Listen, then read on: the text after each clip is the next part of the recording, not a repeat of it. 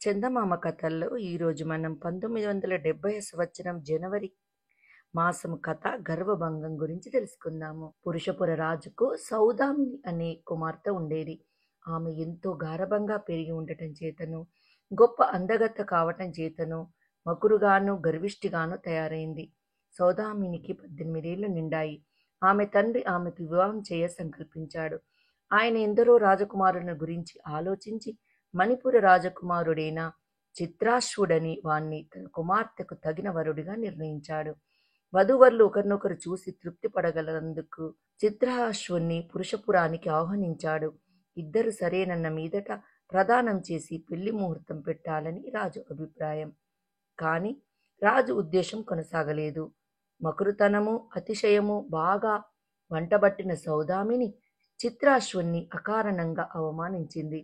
అతను ఆగ్రహావేశంతో సౌదామిని దూషించి, ఇంత పొగరుగల నువ్వు తిండికి మాడిపోతావు, ఏ గుంట నీరైనా తాగుతావు, కటిక నేల మీద పడుకుంటావు, అప్పుడు గాని నీ పొగరు అనగదు అని తిట్టి తన పరివారంతో సహా అప్పటికప్పుడే బయలుదేరి మణిపురానికి వెళ్ళిపోయాడు. అతిథిగా వచ్చినవాడు తనను ఇంత అవమానిస్తే తన తండ్రి తనను సమర్థిస్తాడని సౌదామిని అనుకున్నది. కాని ఆమెకు తీవ్రమైన ఆశాభంగం కలిగింది. ఎందుచేతనంటే ఆమె తండ్రి ఆమెను క్రూరంగా శిక్షించాడు. నీ మూలంగా నాకు చాలా అప్రతిష్ట కలిగింది. నేను రాజ్యం నుంచి బహిష్కరించేస్తున్నాను అన్నాడు ఆయన. ఆయన సౌదామినిని కట్టుబట్టలతో తన రాజ్యము పొలిమేర దాటించి పంపేశాడు. ఆమెను అక్కడిదాకా దిగబెట్టిన వాళ్ళు వెనక్కి తిరిగి వెళ్ళిపోయారు. తలవని తలంపుగా తనకింత దుస్థితి ఏర్పడినందుకు సౌదామిని ఏడుస్తూ ఒక చెట్టు కింద కూలబడిపోయింది. తానెంతో తప్పు చేయకపోతే తన తండ్రి తనకింత దారుణమైన శిక్ష విధించడని ఆమెకు తోచింది. ఈ ఆలోచన వెంటనే ఆమెకు కొద్దిగా స్వస్వరూప జ్ఞానం కూడా కలిగింది. సౌదామిని అలా కూర్చుని ఏడుస్తుండగా ఒక వృద్ధుడు అటుగా వచ్చాడు. ఆమెను చూసి ఆగి, ఎవరమ్మా, ఎందుకెక్కడ కూర్చుని ఏడుస్తున్నావు అని అడిగాడు. ఎంతలేసి వాళ్లను లెక్క చేయని సౌదామినికి ఆ వృద్ధుడు దేవుడి వల్లే కనిపించాడు.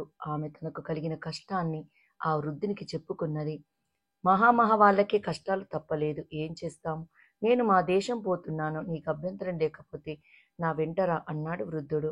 సౌదామిని సంతోషంగా వృద్ధుని వెంట బయలుదేరింది. కాని ఆమెకు నడక అలవాటు లేదు. కొంచెం దూరం నడిచేసరికి కాళ్ళు బొబ్బలెక్కాయి. కాని వృద్ధుడు విసుక్కోలేదు. ఆమె కోరినప్పుడెల్లా ఏ చెట్టు కిందనో విశ్రాంతి తీసుకొనిచ్చాడు. ఆ వృద్ధుడి వంటి దయాపరుడు ప్రపంచంలో ఉండడని సౌదామిని అనుకుంది. ఆమె కాకలైంది. వృద్ధుడు తన వద్ద ఉన్న అటుకులు, బెల్లం ఇచ్చాడు. ఆహారం తినవలసి వచ్చేసరికి ఆమెకి ఏడుపు వచ్చింది. అమ్మా, నిజంగా ఆకలే ఉంటే అదే అమృతం లాగుంటుంది, ఆకలి రుచి ఎరగదు అన్నాడు వృద్ధుడు. ఆ మాట నిజమేనని సౌదామినికి తెలిసి వచ్చింది. ఆమెకు దాహమైంది. సమీపంలోనే ఒక నీటిగుంట ఉంది. అందులో నీరు మురికిగా ఉన్నది. ఈ నీరు ఎలా తాగడం అన్నది సౌదామిని. నీకు అంతగా దాహం లేకపోతే ఇంతకన్నా మంచి నీరు ముందు దొరుకుతుందేమో చూద్దాం అన్నాడు వృద్ధుడు. దాహం లేకపోవటమేమిటి, నాలుక పిడిచికట్టుకపోతున్నది అన్నది సౌదామిని. అయితే ఆ నీరు తాగు తల్లి, ఇప్పుడు గత్యంతరమేముంది కనుక అన్నాడు వృద్ధుడు. ఎటుగాని చోట చీకటి పడిపోయింది. సౌదామినికి అలసట వల్ల నిద్ర ముంచుకు వచ్చింది. పడుకునేటందుకు అనువైన చోటున్నదేమో అన్నదామె. ఇదంతా పడుకునే చోటు కదా అమ్మా, నిద్ర సుఖం ఎరగదు అన్నాడు వృద్ధుడు. ఆ రాత్రి సౌదామిని కటిక నేల మీదనే నిద్రపోయింది. ఈ విధంగా 2-3 రోజులు ప్రయాణం చేసి వారిద్దరు చివరకు మణిపుర రాజ్యం చేరారు. అమ్మాయి, నువ్వింక ప్రయాణం చెయ్యలేవు. మనమిద్దరం ఈ దేశంలోనే ఎలాగైనా పొట్టపోసుకుందాము. కష్టం చేసి బతకవలసిన వాళ్లకు ఏ దేశమైనా ఒకటే. నీకేదైనా విద్య తెలిసినా అని వృద్ధుడు సౌదామిని అడిగాడు. నాకు చేతనైన విద్య ఒక్కటే, అది దుస్తులకు నగిషీలు కుట్టడం. అందులో నాకు కొంత నైపుణ్యం ఉన్నది అన్నది సౌదామిని. వృద్ధుడు ఆమెకు రాజభవనానికి తీసుకుపోయి అక్కడి వాళ్లతో ఏకాంతంగా మాట్లాడి వచ్చి, నువ్వు చేయదలిస్తే దాసీదాని పని దొరుకుతుందట. నేను వయసు మీరానని నాకేమీ ఉద్యోగం ఇవ్వమన్నారు. ఏమంటావు అన్నాడు సౌదామినితో. సౌదామిని ఒప్పుకున్నది. ఆమెకు దివాణంలో దాసీగా పనిచ్చారు. ఉండడానికి ఒక పశువుల కొట్టం లాంటిది ఇచ్చారు. అందులోనే వృద్ధుడు కూడా ఉండవలసి వచ్చింది. సౌదామినిని రాజభవనంలో ఎవ్వరూ అవమానించలేదు. కాని ఉదయం లగాయతు రాత్రి పొద్దుపోయేదాకా చాలా పని చేయించారు. 2 పూటల ఆమె రాజభవనంలోని ఇద్దరు నౌకర్లతో పాటు భోజనం చేసింది. ఆమె అలిసిపోయి ఇంటికి వచ్చేసరికి వృద్ధుడు చాలా నిస్పృహతో కనిపించాడు. తిండి తిన్నావా? రోజుల్లా ఎలా చేశావు అని సౌదామిని అతన్ని అడిగింది. పని కోసం తిరిగాను. రోజల్లా తిండి కూడా లేదు. నాకెవరు పనిస్తారు అన్నాడు వృద్ధుడు. సౌదామిని చాలా బాధపడింది. తనకిప్పుడు ఆ వృద్ధుడే తల్లి, తండ్రి, తోడు, నీడ కూడా. అందుచేత మర్నాడామె భోజన సమయంలో ఇంటికి పోవడానికి ప్రయత్నించింది. కానీ ఆమెకు అనుమతి లభించలేదు. ఆ రాత్రి ఇంటికి పోయేటప్పుడు తీసుకుపోదామని కొంత భోజనాన్ని దొంగలించి ఒక మూల దాచింది. దాన్ని మరొక దాసి పసిగట్టి రాజమాతకు చెప్పింది. నిన్ను చూసి జాలి తెలిసి రాజభవనంలోకి అడుగుపెట్టనిస్తే తిండి దొంగగా తయారైనావా అని రాజమాత సౌదామినిని గద్దించింది. అవమానంతో కుంగిపోయిన సౌదామిని తల వంచుకొని కన్నీరు కార్చింది. ఇంతలోనే పోనీలే అమ్మా, తెలియక చేసి ఉంటుంది, ఈసారికి క్షమించు అన్న మాటలు వినిపించాయి. సౌదామిని తల ఎత్తి చూసేసరికి చిత్రాశ్వుడు కనిపించాడు. అతని ముఖములో ఎంత దయ కనిపించింది.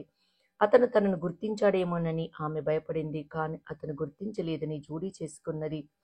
గుర్తించి ఉంటే తనను తప్పక అవమానించేవాడేనని ఆమె అనుకున్నది.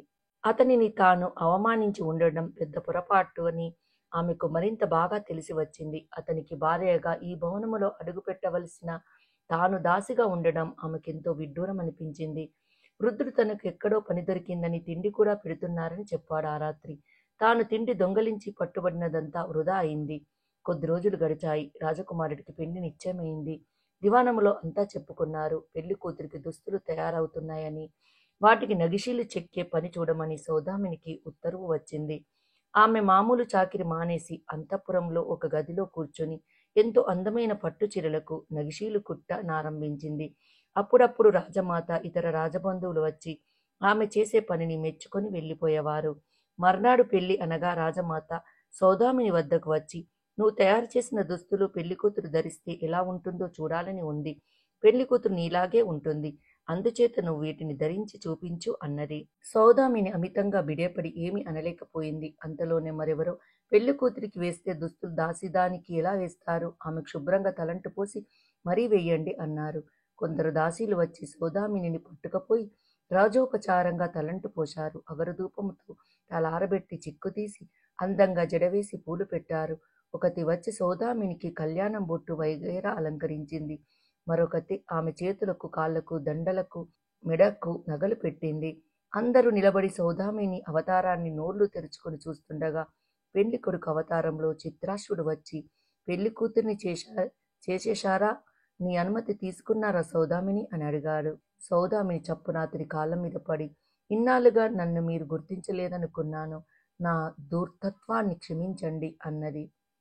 క్షమించే గదా నిన్ను పెళ్లాడుతున్నాను. ఇదంతా నేను మీ నాన్నగారు కలిసి ఆడిన నాటకం. నీ వెంట ఉండే వృద్ధుడు నాకు చాలా సన్నిహితుడైన వాడు, నమ్మిన బంటు. నువ్వు నాకు చేసిన అవమానాన్ని నేను మరిచాను. నేను నీకు కలిగించిన కష్టాలను నువ్వు కూడా మరిచిపో అన్నాడు చిత్రాశ్వుడు. సౌదామిని అప్పటికి పూర్తిగా మారిపోయింది. తన పొగరు అణచడానికి ఇంకా ఎక్కువ కష్టాలు పెట్టినా పడడానికి ఆమె సిద్ధంగానే ఉన్నది. అందుచేత వారిద్దరి మధ్య ఎలాంటి విభేదాలు మిగలలేదు. ఇద్దరు వైభవంగా పెళ్లి చేసుకుని సుఖంగా జీవించారు. మరి ఒక కథతో మళ్ళీ కలుసుకుందాము. ఈ వీడియో మీకు నచ్చినట్టయితే లైక్ చేయండి, చిన్న కామెంట్ చేయండి, సబ్స్క్రైబ్ చేయండి. నోటిఫికేషన్ల కోసం పక్కనే ఉన్న బెల్ ఐకాన్ని క్లిక్ చేయండి. Thank you.